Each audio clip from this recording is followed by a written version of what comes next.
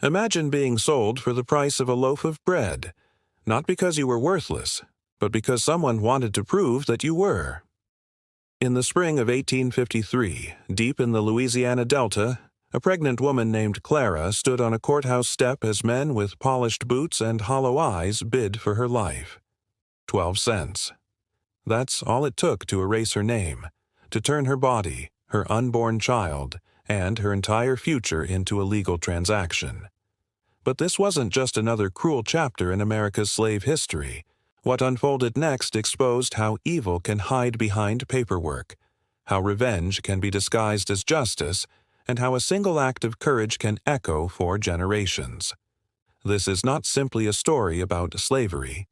It's about power, redemption, and the extraordinary cost of freedom. If stories like this stir something in you, that mix of anger, sorrow, and awe, then make sure to like this video, subscribe, and share it with someone who values truth. Because the more we uncover these buried histories together, the harder it becomes for them to ever be forgotten.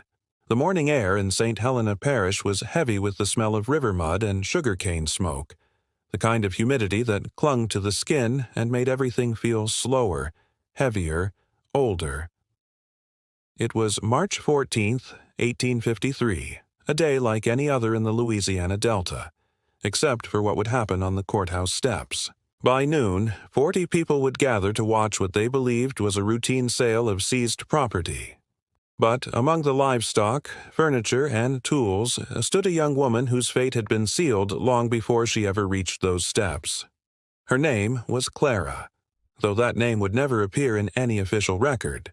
She was 23, pregnant, and visibly trembling beneath the coarse gray dress forced upon her.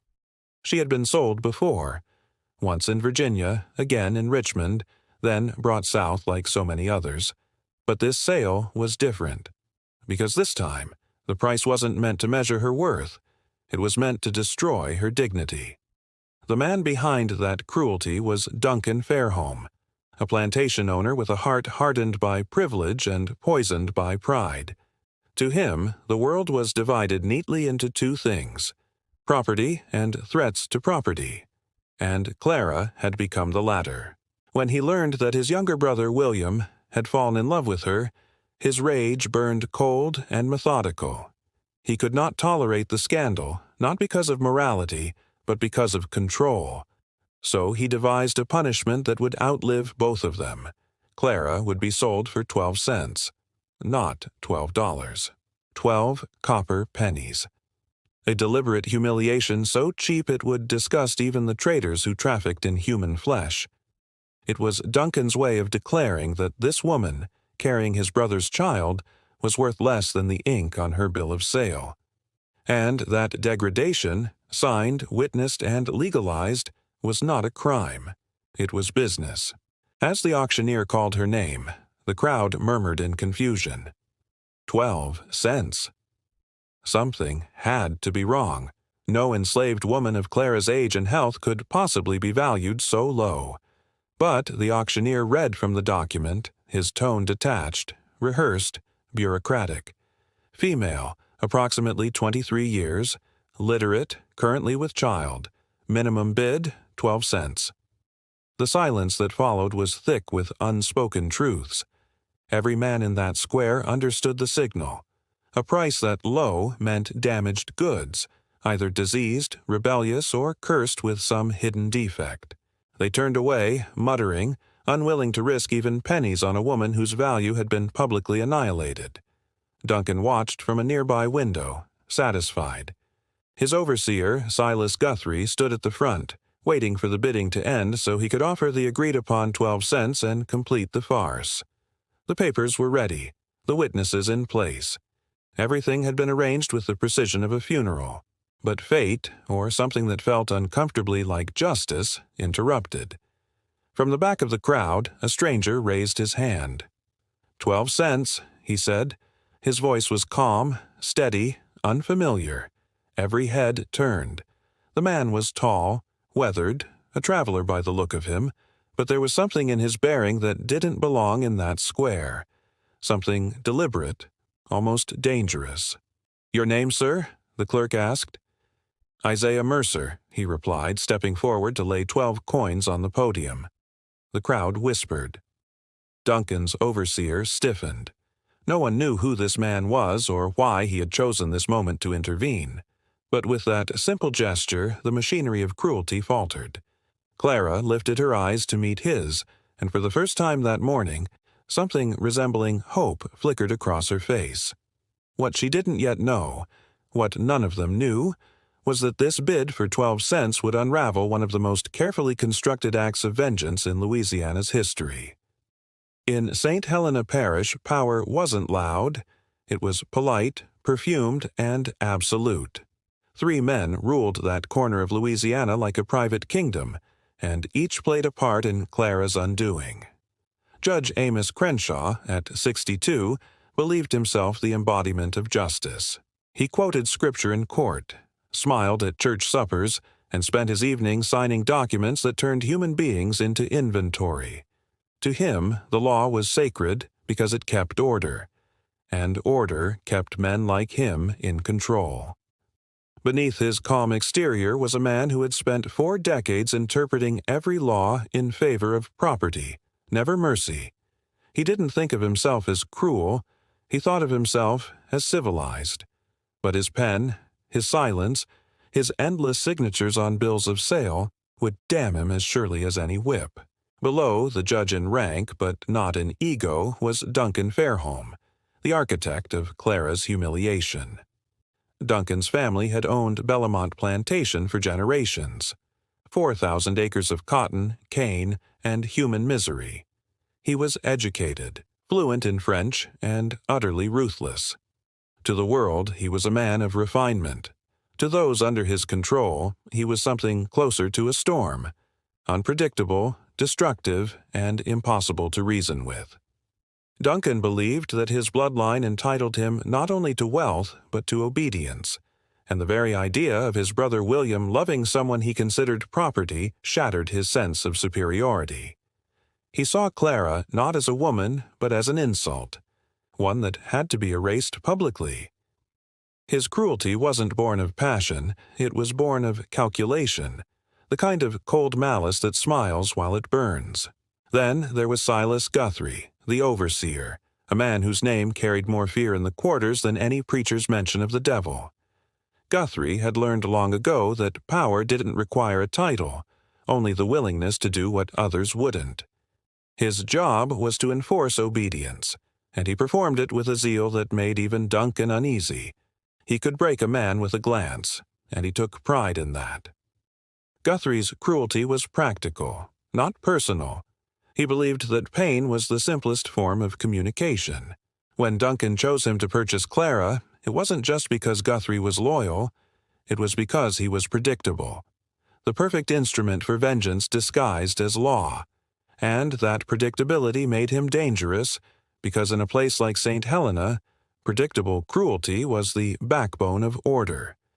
The last piece of this trinity was Nathaniel Pewitt, the parish recorder.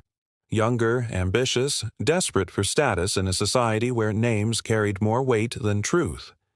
He forged his past and flattered his way into influence, serving men like Duncan not out of loyalty but necessity. It was Pewitt's pen that made the sale official, his signature that turned Clara's life into a legal footnote. Together, these men represented the system itself, one who made the law, one who used it, one who enforced it, and one who recorded it. Each convinced himself he was simply doing his job, simply following custom, simply keeping the world as it should be. And that was the most terrifying part, that the machinery of cruelty didn't depend on monsters, just ordinary men convinced that morality ended where legality began. Before the auction, before the humiliation, there had been a quieter tragedy, a forbidden love that never stood a chance in a world built on ownership.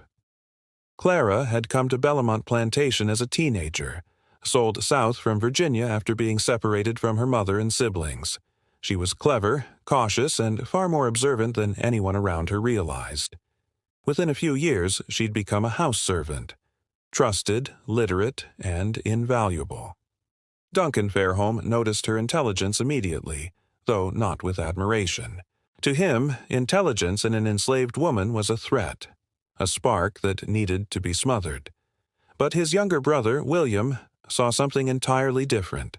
He saw the courage in her quiet defiance, the humanity in her stillness, and slowly, the recognition became affection. William was everything Duncan was not: empathetic, restless, and dangerously idealistic. He'd been educated in Charleston, read poetry in French, and returned to Louisiana full of modern ideas that didn't belong in a place like St. Helena. Where Duncan saw a hierarchy ordained by God, William saw a prison built by greed. When he first met Clara, he asked questions that no white man in his position dared to ask. He wanted to know where she came from, what she believed, what she remembered of freedom. What began as curiosity turned into late-night conversations by lamplight, shared books, and moments of stolen tenderness. And in a world that thrived on silence and fear, their connection was nothing short of rebellion. It was love born in the shadows, fragile, impossible, but defiantly real. When Clara discovered she was pregnant, she told no one, not because she was ashamed, but because she understood what it would mean if Duncan found out. Word traveled fast on plantations, faster than wind, faster than mercy. And when Duncan learned the truth, the fury that followed was volcanic. He didn't see a scandal, he saw a betrayal of bloodline.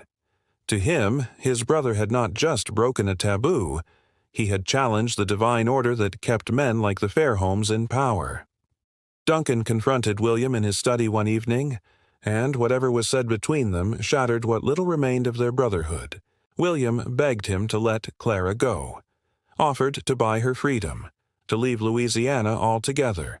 But Duncan refused. His pride demanded punishment. He would make an example of her, not because of what she had done, but because of what she represented: love that refused to obey. That was the moment everything turned irreversible. Duncan's cruelty found a new purpose, and William's desperation found a new recklessness. In the months that followed, William tried everything: bribes, appeals to the local judge, even plans for escape whispered among abolitionist circles. But Duncan anticipated every move. The plantation became a cage, every path to freedom sealed. And when he finally announced Clara's sale, for 12 cents no less, it wasn't about money. It was about erasing the one thing Duncan couldn't control: his brother's heart. That was the price of defiance. 12 copper coins to prove that power could rewrite love into property, and that even the smallest act of compassion could be crushed beneath the law. The day Duncan Fairholme decided to sell Clara was the day he crowned himself judge, jury, and God over his brother's shame. Bellamont Plantation, with its sprawling fields and white-columned mansion, had always run on quiet fear. But in those weeks before the auction, it pulsed with something darker.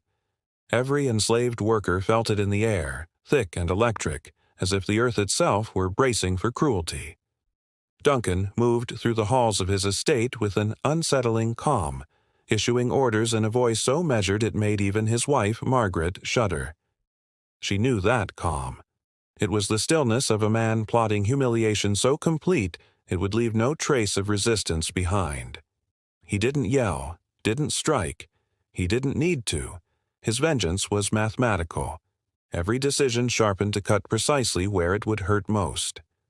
And in Duncan's mind, nothing would humiliate William more than watching the woman he loved reduced to a line item on an auction ledger. When William pleaded with him one last time, Duncan simply stared, unmoved. The older brother he had once admired had become something monstrous, a man who found moral clarity in cruelty. "You mistake sentiment for principle," Duncan reportedly told him. "I protect what's mine. You disgrace it." It wasn't rage speaking then. It was the voice of a man convinced he was the victim, punishing others for his own rot. He arranged the sale for a public auction, a spectacle under the open sky where everyone would see what happened to those who blurred the lines between owner and owned. The minimum bid, 12 cents, wasn't random. It was the final insult, the number itself a declaration of worthlessness. In 1853, that sum couldn't buy a single loaf of bread, yet Duncan said it deliberately, so that anyone watching would know Clara wasn't just being sold, she was being annihilated. The night before the sale, the quarters were quiet except for the sound of women singing, songs older than the land, older than the pain that filled it. Clara sat among them, her hands resting on the child inside her, knowing that dawn would decide both their fates. An older woman named Bethy, who had survived decades of bondage, pressed a small cloth bundle into her palm. A knife, oiled and hidden, small enough to vanish in a hem. "You hide it," Bethy whispered. "You'll know when to use it." It wasn't a weapon for escape. It was a tool for mercy, should mercy be the only freedom left. Clara nodded silently. There were no tears, no words of comfort. Just the sound of the river in the distance and the heavy stillness that comes when hope is no longer safe to feel. Somewhere beyond those walls, William was still trying to save her. But Clara had learned long ago that in this world, love rarely outran law. At dawn, she was led to the wagon that would carry her to Greensburg. Her wrists were bound, but her spine stayed straight. The road from Bellamont to the courthouse was lined with cypress trees and silence, and in that silence, Clara made a promise to herself, that no matter what happened, she would not break in front of Duncan. She would not give him the satisfaction of seeing her fear. When she stepped onto the courthouse steps, the crowd parted, whispering, curious, unsettled by the absurd price and the woman's defiant stillness. Duncan watched from a window above, his face expressionless, his revenge unfolding exactly as he'd planned. But what he didn't know, what no one yet understood, was that the 12 cents he thought would cement his power would become the one thing that undid it. Because acts of defiance don't always roar. Sometimes they begin as a whisper, carried by a woman who refused to bow her head. When the auctioneer called for bids, time seemed to hold its breath. Clara stood motionless, her hands bound, her eyes fixed somewhere far beyond the crowd. The townspeople shifted uncomfortably, their curiosity tangled with unease. The idea of selling a woman for 12 cents wasn't just absurd. It was offensive even to those who lived comfortably inside the cruelty of the system. It mocked the very market they depended on. The auctioneer's voice echoed across the square, confident at first, then faltering as no one responded. This was supposed to be a performance, not a negotiation. Everyone was waiting for Duncan's overseer, Silas Guthrie, to step forward with his token bid and make the transaction official. But before he could, a voice from the back broke the silence. 12 cents, the stranger said, calm and unhurried, as though he were commenting on the weather. Heads turned. A man stepped through the crowd, tall, lean, his clothes dusty from travel, his eyes sharper than anyone could read. He looked like someone who'd been too long on the road, yet there was something deliberate in his bearing, something that didn't belong to poverty or desperation. The clerk hesitated. "Your name, sir?" he asked. "Isaiah Mercer," the man replied. He approached the steps, reached into his coat, and laid 12 copper pennies on the podium. The sound they made, small, metallic, final, rang louder than any gavel. The crowd murmured, and Duncan's overseer froze, his face draining of color. This wasn't how it was supposed to go. Guthrie glanced toward the courthouse window where Duncan watched from behind the glass, waiting for his signal. But Duncan didn't move. He didn't need to. His expression was enough, a flicker of surprise followed by the kind of cold amusement that meant he was already recalculating. Who was this man? Why had he come? The auctioneer stammered, unsure whether to continue, but Mercer's calmness left no room for question. The bid was legal. The witnesses were present, and when no one else spoke, the auctioneer cleared his throat and began again, his voice trembling now. 12 cents once, 12 cents twice. 13, Silas Guthrie snapped, breaking the tension. His tone was sharp, angry, but Mercer didn't even flinch. 25, he countered, smooth and confident. A ripple ran through the crowd. Men who'd come for livestock leaned closer. Women fanned themselves with church bulletins, pretending not to watch. 50, Guthrie growled. $1, Mercer said, louder this time. The audience began whispering. Now, this was entertainment. Two men bidding over a woman deemed worthless, her value climbing from pennies to paper bills in seconds. 2, Guthrie shot back. 5. At $10, the overseer hesitated. He couldn't go higher. Duncan's instructions had been clear.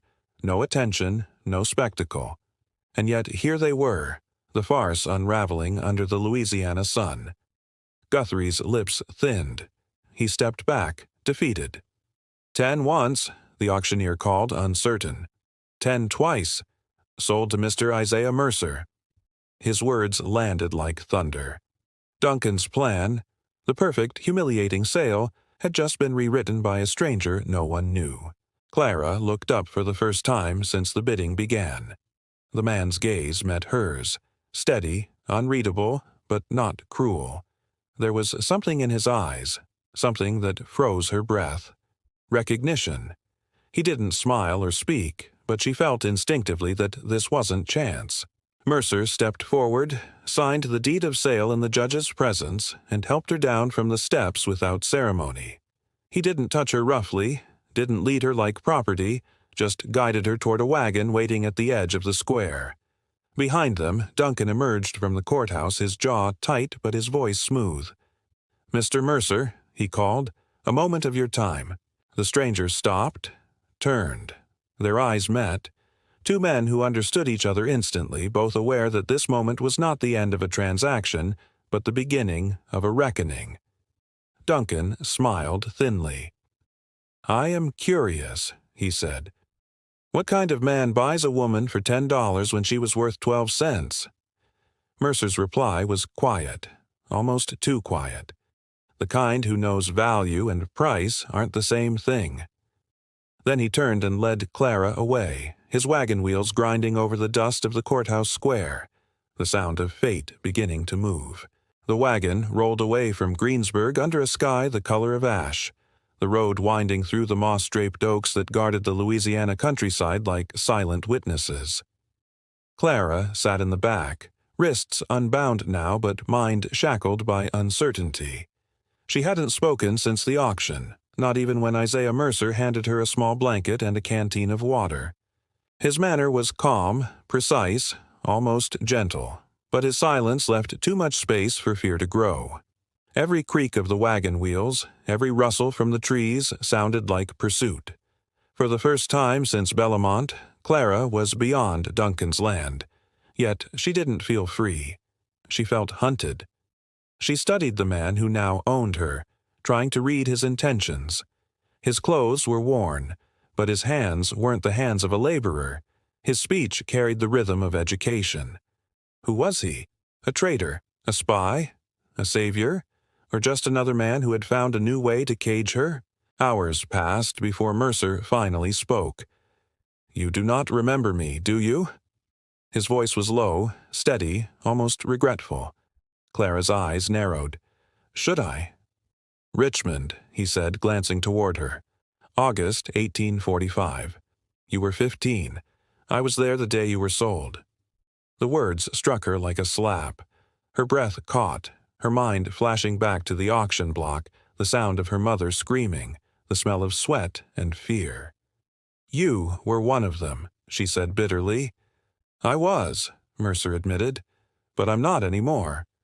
He reached into his coat and handed her a folded paper. She hesitated, then unfolded it. It was a deed of manumission. Her name written there in neat ink, the details exact.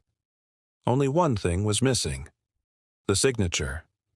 "When this is signed," he said, "you'll be free, truly free." Clara looked up, disbelief and rage tangled in her throat. "Why would you do this?" His eyes stayed on the road. "Because I once watched your life destroyed, and I did nothing. I've been trying to make that right ever since." For a moment, she wanted to believe him. The paper trembled in her hands like something alive.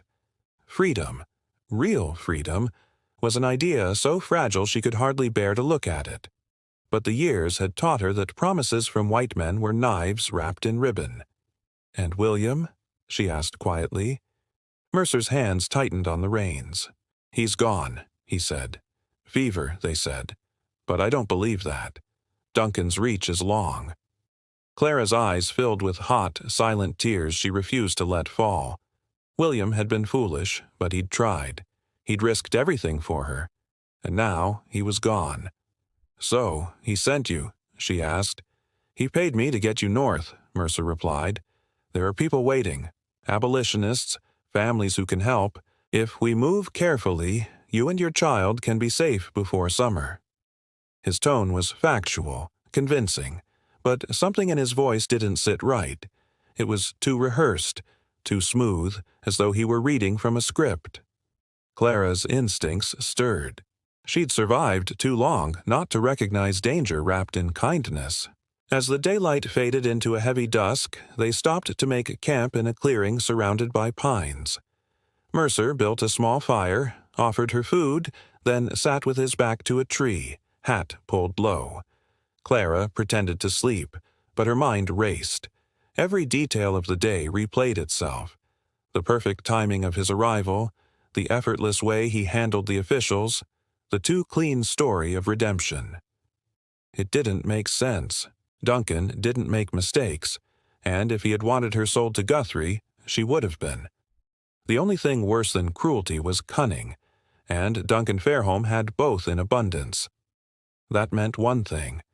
This wasn't a rescue at all. It was a trap. Mercer's calm, his precision, the deed of manumission, it was all too neat, too easy. Lying beneath the blanket, staring at the dim firelight, Clara felt her child move inside her for the first time in days. She pressed a hand to her stomach and whispered to the darkness, "We're not free yet." And somewhere beyond the fire, in the deep of the woods, something unseen moved. A reminder that even in escape, the hunt had only just begun. By the second night, Clara's unease had hardened into certainty. The air itself felt wrong, too still, too quiet, as if the forest were waiting. Mercer had grown more guarded, his eyes scanning the road behind them more often than ahead. When he spoke, it was in short, measured bursts, like a man afraid of saying too much. Finally, as they sat by the fire, Clara decided to confront him. "I know this isn't what you said it is," she murmured. Mercer didn't move. For a long moment, the only sound was the crackling of the fire. Then he sighed, set aside his tin cup, and said softly, "You're smarter than William gave you credit for." Her pulse quickened. "So I'm right." He looked up at her, his face half in shadow. "Partly," he said. "Duncan planned this. He knows about the escape, about me, about everything." The words fell like stones. Clara gripped the small knife hidden in her skirt, the one Bethy had given her, and her voice came out low and sharp. "Then why help him? Why bring me here?" Mercer's gaze didn't waver. "Because if I didn't, someone worse would." He explained it all with the quiet detachment of a man confessing his own damnation. Duncan had given him a choice. Lead Clara north and ensure her capture happened gently, or refuse and let others handle it with violence. Duncan's plan was as cruel as it was precise. Make William's rescue attempt look like a failure of love and conscience, a warning that compassion could only lead to ruin. The supposed freedom was never meant to succeed. It was a staged escape designed to collapse just before salvation. Clara's throat tightened. "So, this is your mercy?" she spat. "You deliver me into their hands so I can die more comfortably?" Mercer didn't flinch. "No," he said. "I deliver you to the edge of a chance." He reached into his pack and tossed her a small leather pouch. "There's money in there, $150, and a letter of introduction. It's to a family in Natchez. They can help you disappear. Not north, Duncan expects that. South through New Orleans, then by ship to Mexico. It's dangerous, but possible." Clara stared at him, stunned. The pouch was real. The money was real. The letter bore a wax seal. For the first time, his story felt less like manipulation and more like repentance. But trust was a luxury Clara could no longer afford. "You think I'll believe that?" she asked bitterly. Mercer's tone softened. "I don't need you to believe me. I need you to live long enough to find out." He leaned forward, his face lit by firelight, and in his eyes she saw the weight of something that looked like guilt. "Duncan thinks he's orchestrating revenge," he said. "But I've spent 3 months planning something he didn't anticipate. A deception he won't see coming. Tomorrow, about 20 miles from here, his men will intercept this wagon. They'll think they've caught you, but they'll be wrong." Clara blinked, her mind racing. "Then who will they catch?" Mercer hesitated, his jaw tightening. "Someone who volunteered," he said. "A woman who's dying. She's agreed to take your place." Clara froze. "You're going to let her die for me?" Mercer's voice broke for the first time. "She's dying anyway. She asked for a purpose before she goes. Don't waste it." The fire hissed between them like judgment. That night, Clara didn't sleep. She turned his words over again and again, searching for deceit but finding only despair. Could a dying woman truly be part of this plan? Could redemption be built on sacrifice? Before dawn, she watched Mercer pack the wagon, his movements deliberate, exhausted. For a man who claimed to be saving her, he looked like someone preparing for his own execution. As the first pale light touched the trees, he spoke without looking at her. "When you meet Ruth Chambers," he said quietly, "remember her face. You'll need to carry it with you for the rest of your life." Clara said nothing.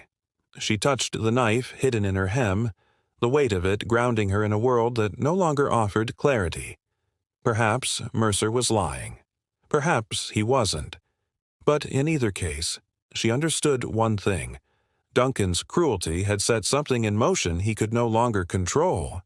What began as revenge was turning into something else, something even he might one day regret. The line between salvation and sacrifice had vanished, and now all that was left was survival. Ruth Chambers was a name Clara would never forget, though when they met, Ruth was already halfway gone. The meeting took place in a tattered cabin just off the Natchez Trace, a forgotten place tucked between swamps and silence.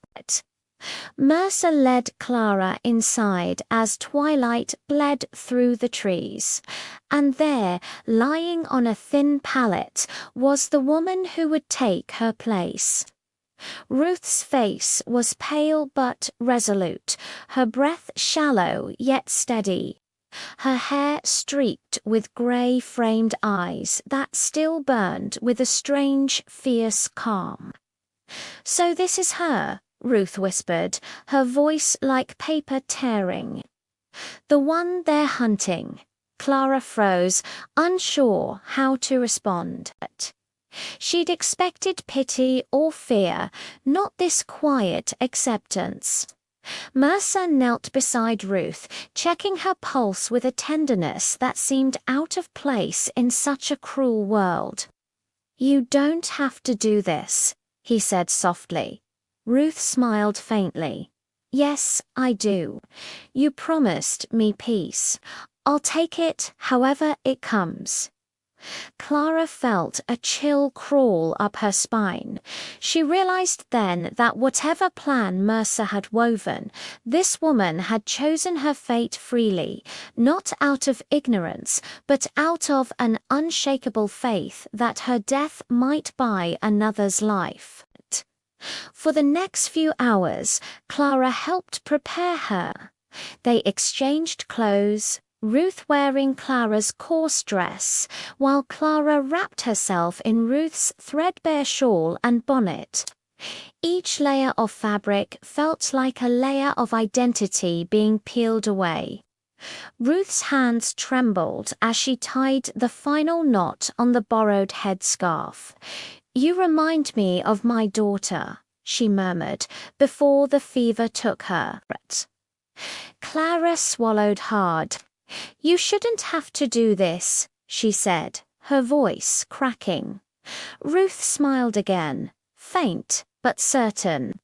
"Child, I've lived my punishment already. What's left is choice." Those words pierced deeper than any lash could.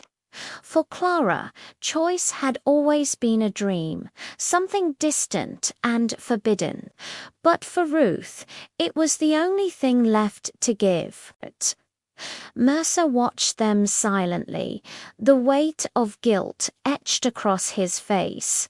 When the moment came to depart, he pressed a small silver cross into Ruth's palm, a token, he said, to help whoever found her believe she was the one they sought. Ruth gripped it tightly, her gaze steady. "Go," she whispered. "Don't look back." The journey resumed before dawn, but this time Mercer guided the wagon south instead of north. The road was rough, the landscape changing from dense forest to open marshland. Clara kept her eyes on the horizon, but her thoughts stayed behind with Ruth, the woman who had decided to die in her place. Each mile felt heavier, as though the earth itself mourned what was about to happen. By mid-morning, they reached the crossroads Mercer had described. "They'll come from the west," he said. "When you hear horses, hide behind the rocks. Don't move until it's over." Clara's hands shook as she clutched the pouch of money he'd given her. She wanted to ask how he could be sure, how he could live with the blood that was about to spill, but before she could speak, the faint thunder of hooves began to echo in the distance. Mercer turned to her, his expression unreadable. "This is where our paths divide," he said. "If this works, you'll have 3 days before they realize. Use them." Then, without another word, he drove the wagon into the open road.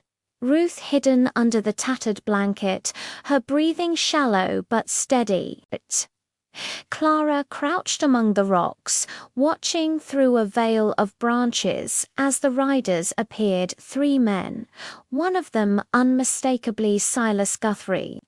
Their horses kicked up dust, their rifles slung low.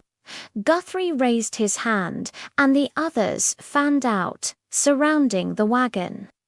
Clara's heart pounded so hard she thought it might give her away. Mercer played his role perfectly, pretending to panic, shouting that he'd been ambushed, that he'd captured the fugitive himself. The deception lasted barely a minute before the gunshot split the air. Clara bit her fist to keep from screaming. Ruth's body slumped forward in the wagon seat, the silver cross glinting once in the sunlight before falling into the dirt. Guthrie dismounted, inspected her lifeless form, and nodded. "That's her," he said coldly. "Duncan will be pleased." The men dragged her away, leaving Mercer standing motionless in the road, his face pale as ash. Clara stayed hidden long after they disappeared, her body trembling with rage and sorrow. When she finally emerged, the road was empty, the wagon overturned, and the only sound was the wind rustling through the trees, carrying with it the faint eternal echo of Ruth's final act of defiance. The days after Ruth's death blurred into a haze of exhaustion and fear. Clara moved like a ghost through the swampy backroads of Louisiana, each step heavier than the last. She hadn't seen Mercer since that morning at the crossroads, though his voice haunted her thoughts. "You'll have 3 days." Those words had become both her compass and her curse. Every creek crossing, every rustle in the brush sounded like pursuit. She slept in ditches, hid beneath fallen cypress limbs, drank from streams slick with algae, anything to stay unseen. But even as she fled, part of her wondered if this was truly escape or just another page in Duncan's cruel script. The man had a way of turning mercy into manipulation, of bending even fate to his will. And yet, as the sun sank on the third day and the road widened into an open stretch leading toward the Natchez River, Clara felt something she hadn't dared to feel since Bellamont, the faint shimmer of possibility. Freedom wasn't yet hers, but the world was beginning to widen again. That illusion shattered at dusk. The sound of hooves thundered behind her, closer this time, too close to be chance. Clara's pulse surged. She ducked into the trees, crouching low as a group of riders emerged on the road. There were 4 of them, led by none other than Silas Guthrie, his voice unmistakable even through the thick air. "Spread out," he barked. "They say the woman's still alive." Mercer's wagon was found burned, 10 miles back. Burned. The word hit Clara like a blade. Mercer's wagon gone. Ruth's body mistaken. Maybe, maybe not. But if Guthrie believed she was still alive, it meant Duncan's men hadn't been fooled for long. Clara pressed a trembling hand to her stomach, whispering a prayer she barely remembered how to say. The riders split off, to heading toward the river, to circling through the woods. She waited until their voices faded, then bolted, no longer cautious, no longer quiet, just desperate to outrun the inevitable. The path ahead sloped downward toward a ferry crossing, a narrow wooden dock where the current churned dark and fast. And there, waiting beside a tethered raft, was a figure she never expected to see again. Isaiah Mercer. He was alive, barely. His clothes were torn, his face streaked with soot and blood, but his eyes still burned with that same impossible calm. "You made it," he rasped, relief flickering across his features. Clara stopped several feet away, chest heaving, torn between fury and disbelief. "You lied," she spat. "You said it was over." Mercer nodded weakly. "It was supposed to be. Guthrie wasn't meant to find the body so soon. Duncan must have sent word ahead." He gestured to the raft. "We can still cross before they close the ferries. After that, there's a path through the cane fields. It'll take you to a trading post that doesn't ask questions." Clara hesitated, torn between instinct and exhaustion. "Why are you still helping me?" she demanded. Mercer's eyes softened. "Because I have nothing left to save but this." He handed her a folded letter, the seal broken, the handwriting familiar, Williams. Clara's breath caught as she read the words. "If anything happens to me, help her find freedom, not for me, for her." Her vision blurred. William's final plea, a promise carried through death. And in that moment, her anger fractured into something deeper, something that looked almost like forgiveness. The reprieve lasted less than a minute. Guthrie's voice roared through the woods, closer than before. There by the river, shots cracked through the air, splintering the dock around them. Mercer grabbed Clara's arm, pushing her toward the raft. "Go," he shouted. She stumbled aboard as bullets tore through the reeds. Mercer untied the rope, shoving the raft into the current, but before he could climb in, a shot rang out. He staggered backward, a bloom of red spreading across his chest. "No!" Clara screamed, reaching for him, but the current seized the raft, pulling her away. She watched in horror as Mercer fell to his knees, then collapsed into the mud, his body half hidden by shadows.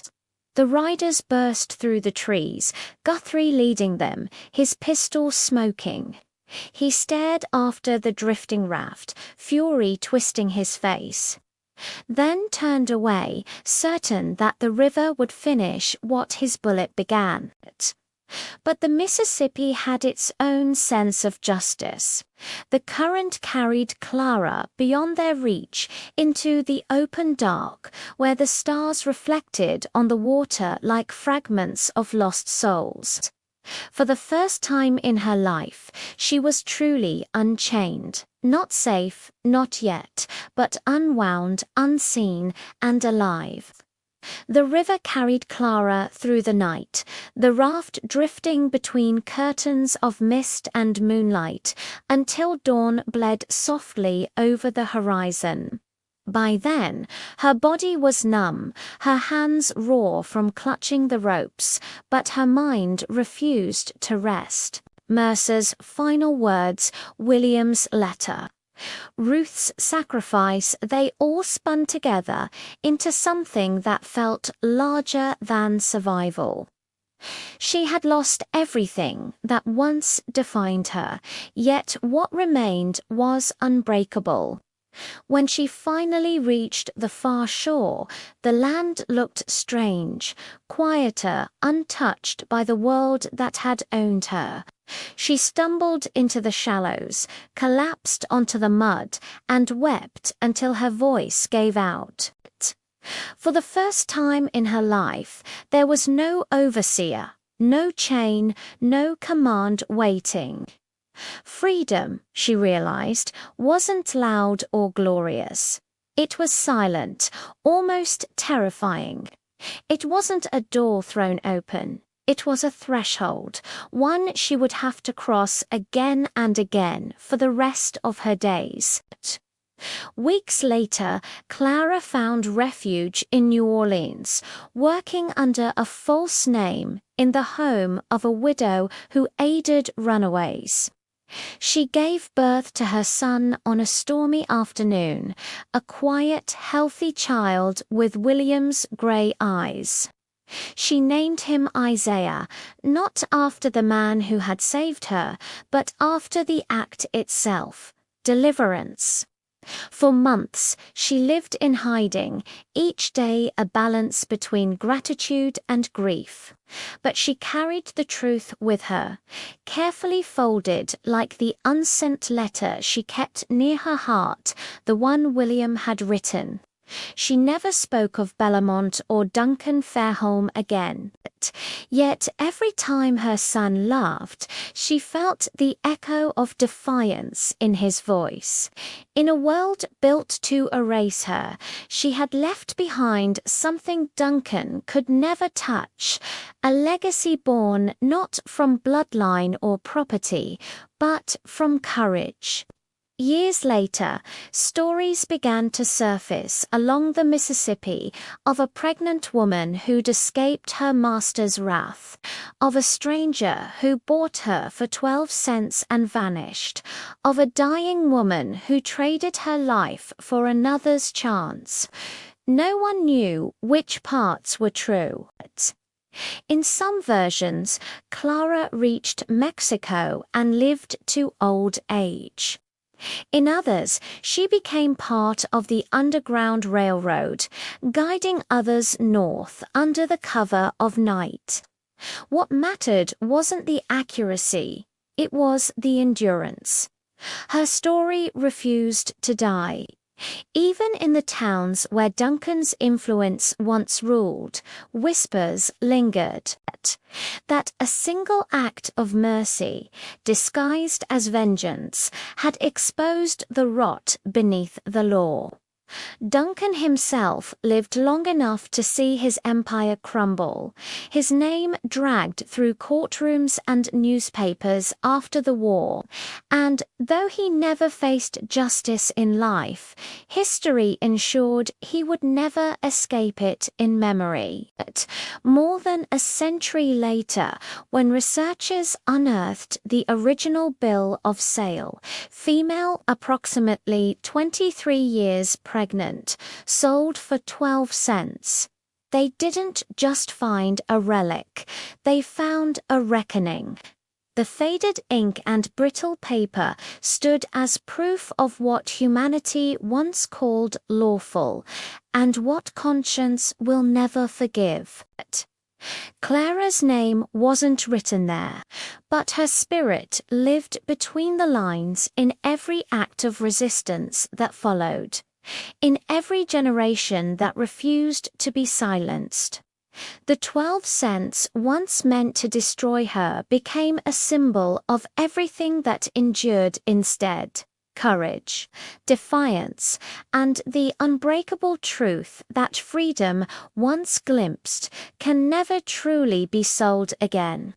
And so the river kept moving, carrying her story forward, until it belonged not to one woman or one century, but to everyone who still dares to believe that no price can measure the worth of a human soul.